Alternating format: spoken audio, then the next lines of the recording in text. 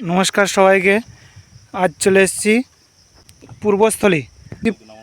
পূর্বস্থলীতে তা জয়ন্ত দাদার কাছে। তা আমাদের দাদাকে কিছু প্রশ্ন করার আছে। দাদাকে একটা কথা জিজ্ঞাসা করছি যে দাদা কিসের জমি রেডি করছেন? এটা বেগুন লাগাবো তার জন্য। তা কি দিয়েছেন?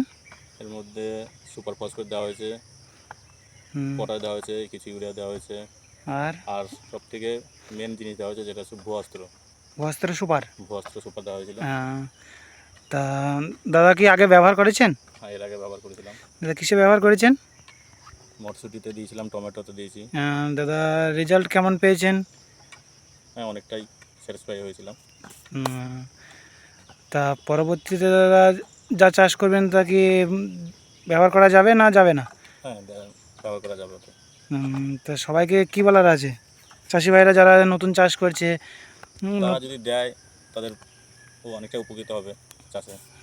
তাদের ফলনটা বৃদ্ধি হবে, গাছ ভালো থাকবে, মাটিও ভালো থাকবে।